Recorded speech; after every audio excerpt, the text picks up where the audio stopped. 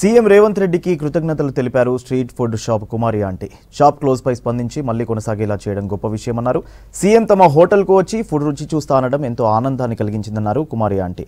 రోజుకు 4 నుంచి 500 మందికి ఫుడ్ అందిస్తామంటున్న కుమారి ఆంటీతో మా reporter Mounika face to face.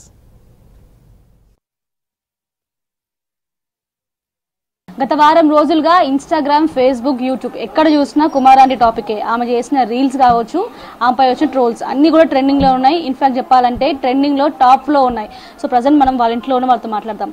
So aunty, గత వారం రోజుల నుంచి మీ టాపికే కుమారి ఆంటీ మీమ్స్ వచ్చినాయి, మీ పైన స్పెషల్ టీషర్ట్స్ కూడా వచ్చినాయి. సో ఎట్లా స్టార్ట్ చేసిన బిజినెస్, ప్రాపర్ ఎక్కడ మీది, ఏం చెప్తారు? ప్రాపర్ అయితే గుడివాడ, పెద్దరికపాడు.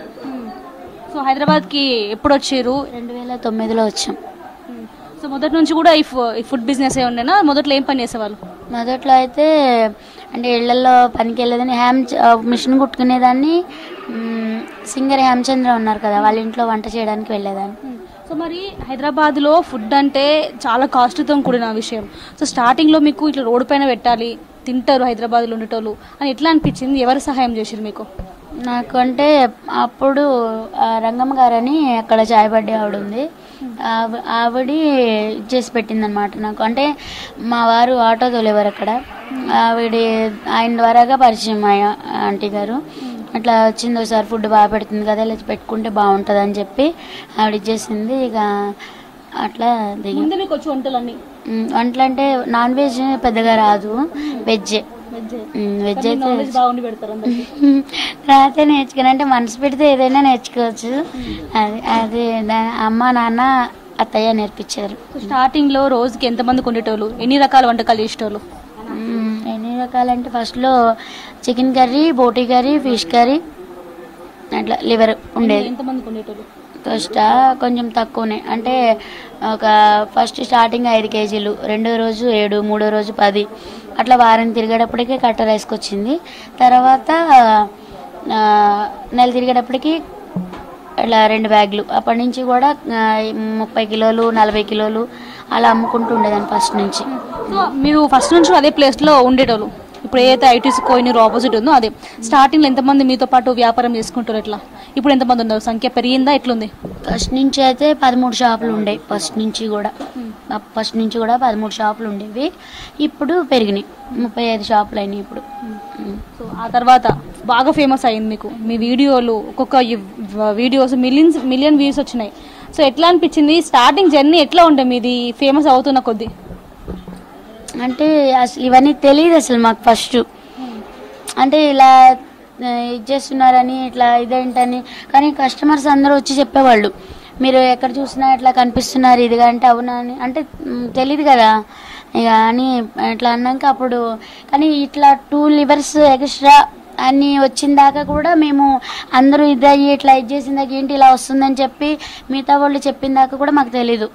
1000 రూపాయలు 2 లివర్లకు ఎక్స్ట్రా. నిజంగా మీకు అంత కాస్ట్ ఉంటుందా? అదే నాకు ఇందాక తీసుకొచ్చింది. అది ఎందుకు తీసారో ఎందుకు పెట్టారో తెలీదు. వాస్తవం అయితే అది కాదు. 6 మెంబర్స్ వచ్చారు వాళ్ళు. అంటే 1 కర్రీ అయితే 120, మళ్ళీ రీసెంట్గా పెంచాము, నెల అవుతుంది పెంచి రేట్లు. అంటే అన్నీ పెరిగినాయి కదా రేట్లు, అందరూ పెంచారు. అందరితో పాటు నేను పెంచాను అనమాట.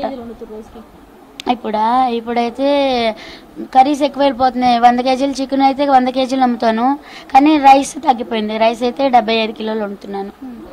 ఫుడ్ చాలా బాగుంటుంది అంటూ ఉంటారు మీ దగ్గర. సో మీరే వండుతారా? మసాలాని మీరే తయారు చేస్తారా? పొద్దున్న ఎన్ని గంటలకు లేస్తారు? ఎప్పటిదాకా ఈ వర్క్ అంతా చేస్తుంటారు? మేము మార్నింగ్ అంకుల్ అయితే 4కే లెగుస్తారు, నేనైతే 6-6:30 లెగుస్తాను. అప్పటి నుంచి నాకు నైట్ 11 అవుతుంది పడుకునేటప్పటికి. అన్నాను, ఎందుకు సార్ అందరూ అమ్ముకుంటున్నారు కదా, మరి అందరూ దింపుకుంటున్నారు, మమ్మల్ని ఎందుకు ఆపారు సార్ అని కూడా అన్నాను. అంటే వాళ్ళు కొంచెం కోపం అయినారు నా మీద. మీ పైన కేసు పెట్టారు, మిమ్మల్ని తీసుకెళ్లి పోలీస్ స్టేషన్ లో పెట్టారు అనేది కూడా వస్తున్నాయి ఇన్స్టాగ్రామ్ లో కానీ వాట్సాప్ లో కానీ ట్రోల్స్. సో అంత వాస్తవమేనా? మీరు కేసు పెట్టారు, పిఎస్కి వెళ్ళిరా? అంటే స్టేషన్కి అయితే వెళ్ళాము, అంటే జైల్లో పెట్టడం అలాంటిది ఏం లేదు. అంటే వాళ్ళు ఏమన్నారంటే పబ్లిక్ ఇష్యూ అవుతుంది, అంటే ట్రాఫిక్ జామ్ అవుతుంది మీ వల్ల, ఇదిగా వాళ్ళు చెప్పడం అయితే మీ వల్ల వేరే వాళ్ళు సఫర్ అవ్వకూడదు కదా, మళ్ళీ మిగతా వాళ్ళందరూ మీ ఒక్కళ్ళ వల్ల మేము అందరం ఇది అవుతున్నాం అని చెప్పి మీ మీద కంప్లైంట్ ఇచ్చండి అని చెప్పారు. రేవంత్ రెడ్డి గారు మీకు సపోర్ట్ ఇస్తున్నారు, వెహికల్ దగ్గరికి వెళ్ళి మాట్లాడే అవకాశాలు ఉన్నాయేమని మీరు? సార్ సపోర్ట్ ఇంకా అది అసలు నాకు చాలా అంటే చాలా సంతోషంగా ఉంది. సో మొత్తానికి కుమారి ఆంటీ కేవలం మియాపూర్కే కాదు తెలంగాణ రాష్ట్రానికి మొత్తం ఒక సెలబ్రిటీగా మారిపోయిన పరిస్థితి. రమేష్తో మోనికా, 6 న్యూస్, హైదరాబాద్.